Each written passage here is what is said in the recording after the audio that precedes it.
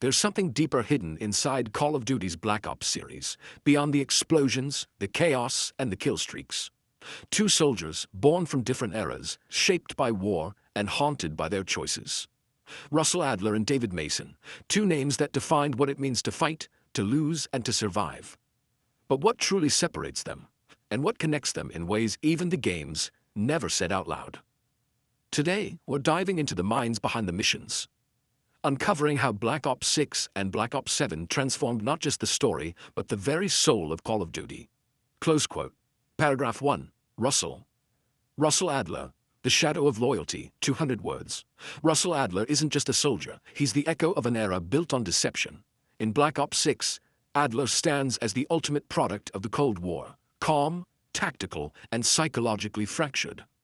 Every scar on his face tells a story of loyalty turned into madness. Once the CIA's most trusted operative, Adler learns that the very system he served was a lie. His rebellion doesn't come from hate, it comes from disappointment. His missions are masterclasses in manipulation, turning allies into assets and enemies into experiments. What makes Adler fascinating is how he hides his pain behind control. He's the man who fights for order in a world collapsing into chaos. But that control comes at a cost: his morality. The more he tries to protect his vision of justice, the further he drifts from humanity. Adler isn't chasing victory, he's chasing redemption through destruction. And maybe that's why players can never truly decide if he's the hero or the villain. Because in war, sometimes, he's both. Paragraph 2. Adler's War of Shadows. 200 words. In Black Ops 6, Adler transforms into the architect of silent wars. He doesn't fight on the front lines, he builds them. Every mission under his command unfolds like a chess game, where emotion is weakness and deception is survival. His strategies push the player to question what's right and wrong, as Adler begins to rewrite the rules of combat itself. He uses misinformation, psychological manipulation, and calculated chaos to achieve victory. Yet deep down, every operation feels like a confession, a way to fix the sins of his past. The CIA may have trained him to obey, but life taught him to doubt. Adler's story is about control slipping through the cracks, the moment when the soldier stops believing in his orders and starts creating his own. His calm exterior hides a man who's terrified of losing meaning in a meaningless world. As the war grows darker, Adler becomes both savior and monster, the kind of leader who knows that in the Black Ops universe, the only real enemy is the truth itself. Paragraph 3. David Section Mason, the soldier of the future. 200 words. David Mason in Black Ops 7 is the reflection of everything Adler feared, the next generation questioning everything. The son of a legendary soldier, Mason carries both legacy and trauma. He's not driven by orders, but by conviction. In the year 2035, technology dominates the battlefield, but Mason fights to preserve something machines can't replace: humanity. As the leader of JSOC, he faces the Guild, a shadow organization fusing AI and warfare.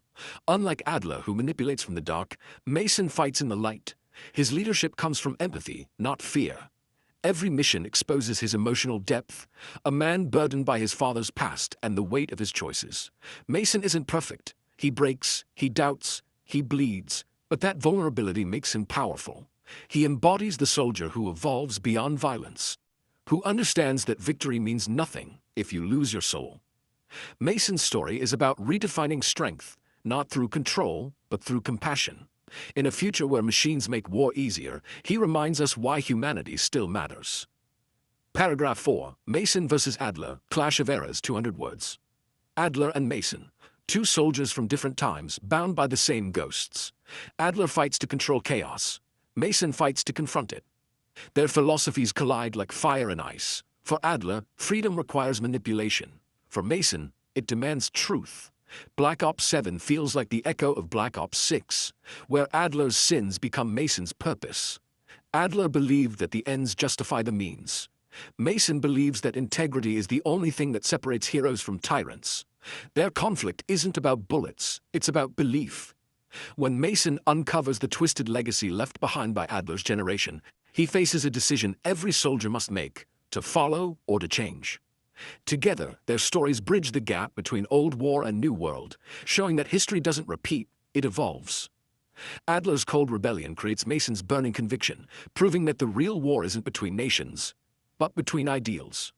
Two men, two generations, one unbreakable chain of consequence. Paragraph 5. The evolution of Black Ops heroes, 200 words. The transition from Adler to Mason marks more than just a change in timeline. It's the evolution of the entire Black Ops identity. The series grew from secret missions into a psychological journey about what war does to the mind. Adler represents control, the soldier who manipulates fate. Mason represents emotion, the soldier who embraces it. Together they define two halves of human nature, logic and heart. The developers crafted their stories to mirror real evolution. From Cold Wars to digital wars, from blind obedience to personal morality. Black Ops 7 isn't just a sequel, it's a statement. It tells players that true power doesn't come from domination, but from understanding. Adler tried to control his world, Mason tried to save it. And in that contrast lies the beauty of the Black Ops saga. No one truly wins, they just endure. Because in the end, every bullet fired and every mission completed leaves one question behind. Who are we once the war ends? Outro, call to action. Open quote. So now it's your turn. Which character do you connect with more? The cold and calculated Russell Adler from Black Ops 6, or the brave and emotional David Mason from Black Ops 7? And tell us, what's your favorite Call of Duty game of all time? And the weapon that defines your playstyle? Drop your thoughts down in the comments. We'd love to hear from you. Thanks for watching, soldiers. And remember, in the world of Black Ops, trust no one.